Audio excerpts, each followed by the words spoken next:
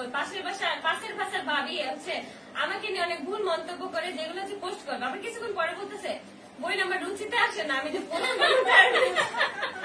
ওই পাশের ভাবিটাকে একটু ক্লিয়ার করলে কিন্তু এগুলো হচ্ছে আমাদের মানে হচ্ছে ওনার হাজবেন্ডের 6 মাস ধরে বেতন পায় না, যার কারণে হচ্ছে আমাদের বাসা থেকে অনেক কিছু নিয়ে যায় যখন যা দরকার লাগে। ওনার মেয়ের হচ্ছে ছেলেরা কিনতে পারে না, দুধ ডাইপার কিনতে পারে না, আমার ছেলের ডাইপার নিয়ে যায়। আমি যেদিন চলে আসছি সেদিন আমাদের বাসায় গেছে ডাইপার আনার জন্য, যে ভাবি কি কোনো ডাইপার রেখে গেছে, আয়েশের কোনো ডাইপার আমার মেয়ের লাগতো, ডাস্টবিনটা বাজে গিয়ে বাটিতে করে একটু একটু করে ছেলেরা নিয়ে যায় মেয়ের জন্য। এগুলো আমি কখনো বলি না, কিন্তু হচ্ছে উনি যেই কথাটা বললো যে আমি হচ্ছে আমার ছেলের দুধ ডাইপার জন্য আমি নাকি আমার সতীনের পায়ে ধরবো। হ্যাঁ, আমি আমার সতীনের পায়ে ধরতেই পারি, সে আমার সতীন।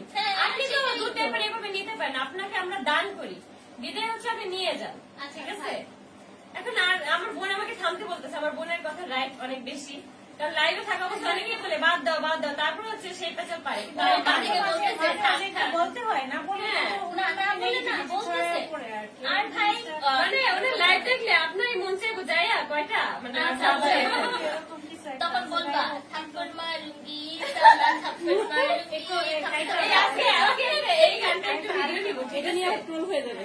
আচ্ছা, আসলে আমি না চিনি না, আমাদেরকে চিনি না, আমাদেরকে চিনো না। শোনো, আমি তোমাদের কাছে কুর্তি হতাম, আমি তাহলে সবকিছু এসে বলতাম, তাহলে তোমরা এতক্ষণে চিন্তাও।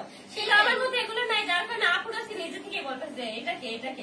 আর এই আপুর সাথে তো তেমন কোনো কথাই হয় না আমার, মানে আমার বাসার তেমন একটা পার্সোনাল মেজারে কথা হয় না, বাট ওই পাশের ভাবি আর কত ভাবিরা আছে সবাই কিন্তু আমাদেরকে অনেক ডিস্টার্ব করতেছে, যার জন্য আপু শোনো, ওনাকে যে আমি মুটকি বলি না, এই জন্যই বলি ওই আপুকে কেন মানে পাশের ভাবির মতো মনে আরে না, কই পাশের ভাবি আর কই আমাদের অনেক আপুরা হচ্ছে পাশের ভাবিকে নিয়ে কিন্তু আমরা প্রতিনিয়ত কমেন্টস এর শিকার হচ্ছি, ভিন্ন কমেন্টস মানে সবাই একটাই বলে যে আপুকে কেন লাথি মারো না, কেন ইয়ে করেন ওই ভাবিকে। আসলে কি আমরা ওরকম মেন্টালিটি না, তো যার সবাই সবকিছু পারে না, একটা ক্লাস মেনটেন করতে এখন সবাই হচ্ছে দেখতে ওদের উপরে এত মানে রাগ, এত ক্ষোভ,